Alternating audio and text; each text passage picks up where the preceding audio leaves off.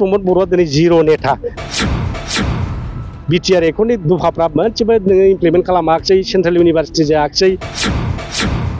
रमद बर' नों जेबो मावनो रोङा नों जिरायनानै था नोङो सासे मिसलिया मानसि इउपिपिएलआ दिनै जिर' जाबाय रमद बर'आ 17 बोसोराव जोंखौ माने बखियै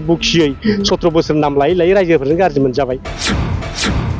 आंग्रेमोन्दाया जेरखम गाव आदार जानोबाल' लाइटखौ फोजोङो ओमफ्राय स्रोब गोमोरो थिग बिदिनो प्रमद बर' बिदिनो खालामगासिनो दङ जों नाम्बार 1 पार्टी जागोन जोंनि सरकार दागोन आरो जोंनि सरकार दानायनि गेजेरजों जेनाखि जेसेबांनाखि समस्याफोर दं हा हुनि जेंना हानि पाट्टा होनांगौ बे जोंनि 1 नाम्बार एजेन्डा जागोन सरकारनि दिनै इउथ्सफोरनो माने 100 कोटि थाखा होनानै जोंनि इउथ्सफोरनो जे माने सेल्फ एमप्लयमेन्ट खालामनाय बे आसनिया जोंना माने नाम्बार 2 थागोन नाम्बार 3 आव आइजोफोरनि सेल्फ हेल्प ग्रुपआव बोसोरफ्रोमबो 40 कोटि मोनसे समस्थियाव 1 कोटि कुरिया बे आइजोफोरनि सेल्फ हेल्प ग्रुपनो जे आर्थिक अनुदान होनाय बे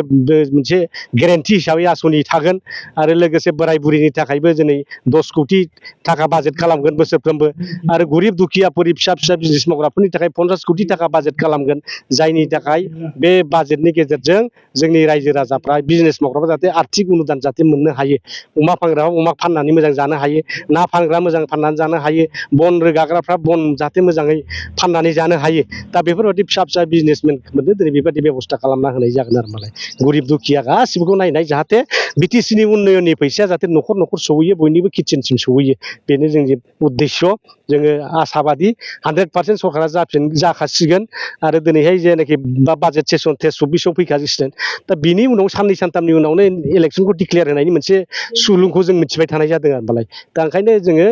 मे मासनि लास्ट उइक नङाबा जुन मासनि फार्स्ट उइकनि गेजेराव बिटिसि इलेक्सन जानो हाथारसिगौ दा ओंखायनो जों मुखुब जों आगोलाव गारिखौ 100 स्पिडआव सालायदोंमोन दा 120-30 स्पिडआव जों सालायगासिनो दङ जोंनि पार्टिनि खामानिखौ आवगायगासिनो दङ जोङो माने आरो नुबायबो जोङो पार्टिया देरहानाय लामायाव दंसै जरा 1 नाम्बार हिसाबै 1 नाम्बाराव थाबाय थाखागोन आरो गुबुनावबो देरहालांजोबगोन हाग्रामा सिफ जाफिनगोन बयनिबो थाखाय खामानि मावनो हागोन इउपिपिएलआ दिनै जिर' जाबाय प्रमद बर'आ 17 बोसोराव जोंखौ माने बखियै 17 बोसोर नाम लायै लायै रायजोफोरजों गाज्रि मोनजाबाय दा 17 बोसोराव हाग्रामा मावो जेबो हायाखै होनबाय थादों गाहामाव मा मावखो बेखौ देखायनो हायाखै ओंखायनो दिनै 17 बोसोरनि नाम लानाया बिथांमोननि थाखाय मोनसे अभिशाप जाबाय रायजोफ्रा अभिशाप होबाय बेखौ प्रमद बर' नों जेबो मावनो रोङा नों जिरायनानै था नोङो सासे मिसलिया मानसि बिटिआर एकर्डखौबो नों सुथि खालामना होनो हायाखिसै रन्जनखौबो नों बख'नो हायाखिसै केसफ्रा जोबाखिसै एनडिएफना बिटिआर एकर्डनि दफाफ्रा मोनसेबो नोङो इमप्लिमेन्ट खालामाखिसै सेन्ट्रेल इउनिभारसिटि जायाखिसै दिनै माने पलिटेकनिक पर्बजराव जानांगौबो जायाखिसै दिनै माने बायदिसिना माने गिदिर इनस्टिटिउसनफ्रा जाला होननानै दिनै फैखाजोब्बाय गतिके प्रमद बर'आ दिनै जिर' नेता बे जायनि थाखाय जेबो होनो हायाखिसै बे सासे कलंक नेतासो जाबाय बिथांनि दैदेननायाव इउपिपिएलआव जेसेबां नेता कर्मि दं दिनै माने नारि केलेंकारि ओंखारबाय थाखा फैसानि गन्डगल ओंखारबाय दिनै गासिबो बेबायदि नेताफ्रा कलंकित नेताफ्रा बे भ्रष्टाचारि दरखनकारि नेताफ्रा दिनै बे इउपिपिएल समावनो गासिबो जमा जानानै दंजोबो बिसोरनि आखायाव जुदि थाबाय थायोबा सासन भारा जोंनि आइजोफ्रा दंस' जाजोबगोन जोंनि बिनानावफ्रा दंस' जाजोबगोन जोंनि सेंग्रा सिख्लाफ्रा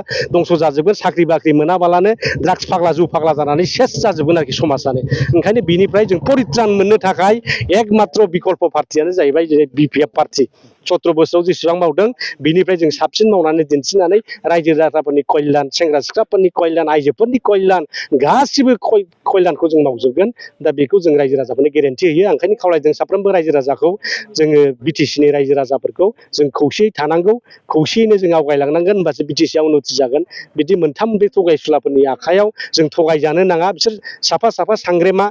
माफा आंग्रेमा बेफोरबायदि आंग्रेमोन्दा बादि बिसोर नेताफ्रा आंग्रेमोन्दाया जेरखम गाव आदार जानोबाल' लाइटखौ फोजोङो ओमफ्राय स्रोब गोमोरो थिग बिदिनो प्रमद बर' बिदिनो खालामगासिनो दङ सांग्रेमाया गाव आदार जानोल' जोङो मोनायाव मालायनि लामा देखायनो हाया थिग बेबादिनो बिसोरबो खालि गावसिनि जानायनि थाखायल' दा बे मालायनि पहर होनो हाया आरो मालाय बे बिजनेसफ्रा बे मोननै जिनिसा दा ओंखायनो बिसोर सांग्रेमा आरो आंग्रेमोन्दा सरकारजों जों बुरखायजानो नाङा बेखौ रायजो राजाखौ खावलायदों